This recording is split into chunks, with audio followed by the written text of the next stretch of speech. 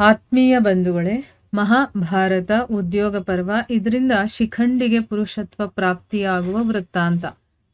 ಈ ವಿಚಾರದ ಬಗ್ಗೆ ನಾವು ತಿಳ್ಕೊಳ್ತಾ ಇದ್ವಿ.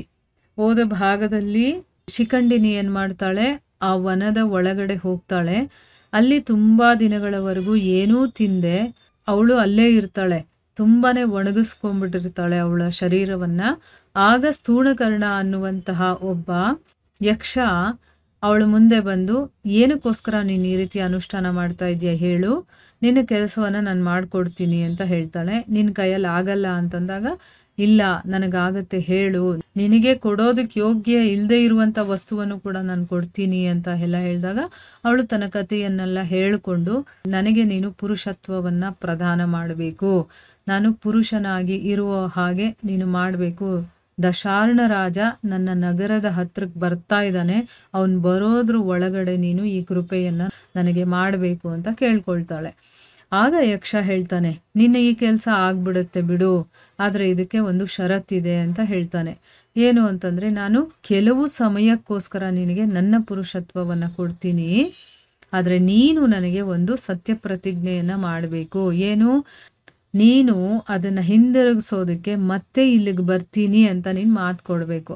ಅಲ್ಲಿ ತನಕ ನಾನು ಸ್ತ್ರೀತ್ವವನ್ನ ಧರಿಸ್ಕೊಳ್ತೀನಿ, ಅಂದ್ರೆ ನಿನ್ನ ಸ್ತ್ರೀತ್ವವನ್ನ ನಾನು ತಗೊಳ್ತೀನಿ, ನನ್ನ ಪುರುಷತ್ವವನ್ನ ನಿನಗೆ ಕೊಡ್ತೀನಿ, ಆದ್ರೆ ನೀನು ಮತ್ತೆ ವಾಪಸ್ ಬಂದು ನನಗೆ ಅದನ್ನ ಇಲ್ಲೇ ವಾಪಸ್ ಕೊಡಬೇಕು ಅಂತ ಕೇಳ್ಕೊಳ್ತಾನೆ. ಅದಕ್ಕೆ ಶಿಖಂಡಿ ಹೇಳ್ತಾಳೆ, ಆಯ್ತು ಹಾಗೆ ಆಗ್ಲಿ, ನಾನು ನಿನ್ನ ಪುರುಷತ್ವವನ್ನ ಹಿಂದಿರುಗಿಸ್ಬಿಡ್ತೀನಿ, ನಾನೇ ಸದಾ ಕಾಲಕ್ಕೆ ಇಟ್ಕೊಳ್ಳೋದಿಲ್ಲ, ಸ್ವಲ್ಪ ದಿನಗಳ ಮಟ್ಟಿಗೆ ನೀನು ನನ್ನ ಸ್ತ್ರೀತ್ವವನ್ನ ಧರಿಸ್ಕೊ, ನಾನು ನಿನ್ನ ಪುರುಷತ್ವವನ್ನ ಧರಿಸ್ಕೊಳ್ತೀನಿ. ಯಾವಾಗ ರಾಜ ಹಿರಣ್ಯವರ್ಮ ಬಂದು ದಶಾರ್ಣ ದೇಶಕ್ಕೆ ವಾಪಸ್ ಹೊರಟು ಹೋಗ್ತಾನೋ ಆಗ ನಾನು ಮತ್ತೆ ಕನ್ಯೆ ಆಗ್ತೀನಿ, ನೀನು ಮತ್ತೆ ಪುರುಷನಾಗು ಅಂತನ್ಬಿಟ್ಟು ಆ ಒಂದು ಷರತ್ತಿಗೆ ಒಪ್ಕೊಳ್ತಾಳೆ. ಈ ರೀತಿ ಅವರಿಬ್ರು ಪ್ರತಿಜ್ಞೆಯನ್ನ ಮಾಡ್ಕೊಂಡ ಮೇಲೆ ತಮ್ಮ ಶರೀರವನ್ನ ಒಬ್ರಿಗೊಬ್ರು ಬದಲಾಯಿಸ್ಕೊಳ್ತಾರೆ. ಸ್ಥೂಲಕರ್ಣನಾದಂತಹ ಯಕ್ಷ ಇದಾನಲ್ಲ, ಅವನು ಸ್ತ್ರೀತ್ವವನ್ನ ಧರಿಸ್ಕೊಳ್ತಾನೆ, ಮತ್ತೆ ಶಿಖಂಡಿಗೆ ಯಕ್ಷನ ದೇದೀಪ್ಯಮಾನವಾದಂತಹ ರೂಪ ಪ್ರಾಪ್ತಿಯಾಗತ್ತೆ. ಈ ರೀತಿ ಪುರುಷತ್ವವನ್ನ ಪಡ್ಕೊಂಡು ಶಿಖಂಡಿಗೆ ಬಹಳ ಸಂತೋಷ ಆಗತ್ತೆ.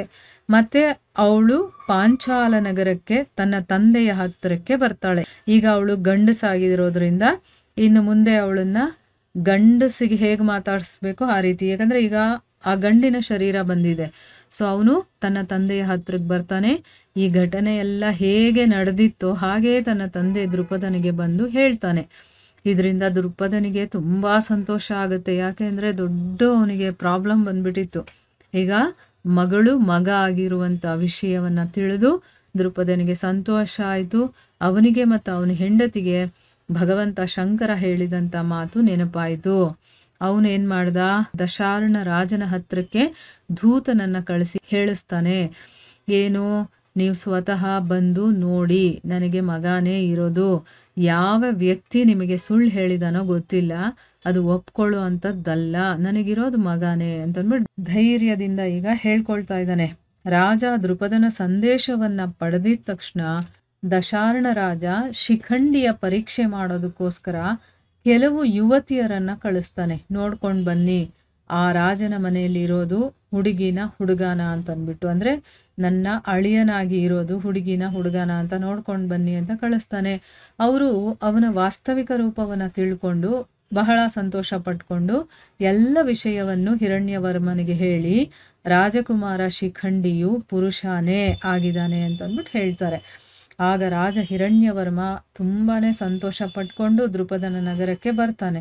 ಮತ್ತೆ ಬೀಗನನ್ನ ಭೇಟಿಯಾಗಿ ಬಹಳ ಸಂತೋಷದಿಂದ ಸ್ವಲ್ಪ ದಿನ ಅಲ್ಲೇ ಇದ್ದು, ಆಮೇಲೆ ಅವನು ಶಿಖಂಡಿಗೆ ಏನ್ ಮಾಡ್ತಾನೆ, ಆನೆ, ಕುದುರೆ, ಗೋವು, ಇನ್ನು ಬೇಕಾದಷ್ಟು ದಾಸಿಗಳನ್ನ ಉಡುಗೊರೆಯಾಗಿ ಕೊಡ್ತಾನೆ. ಅವನಿಗೆ ತುಂಬಾ ಸಂತೋಷ ಆಗ್ಬಿಡತ್ತೆ. ಅವನಿಗೆ ತುಂಬಾ ಒಂಥರ ಕೋಪ, ಟೆನ್ಷನ್ ಎಲ್ಲ ಆಗ್ಬಿಟ್ಟಿರುತ್ತೆ.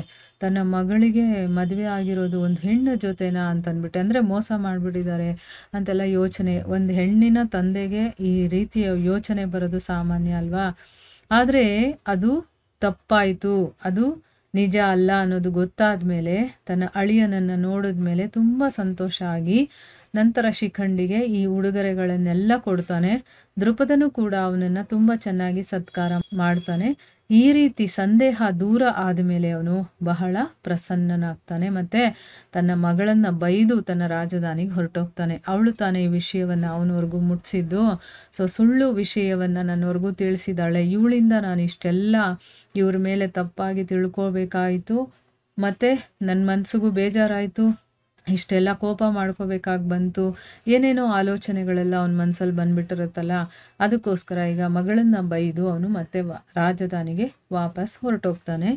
ಮುಂದುವರೆದು ಏನಾಗುತ್ತೆ ಅಂತ ನಾವು ಮುಂದಿನ ಭಾಗದಲ್ಲಿ ತಿಳ್ಕೊಳ್ಳೋಣ. ಹರೇ ಕೃಷ್ಣ.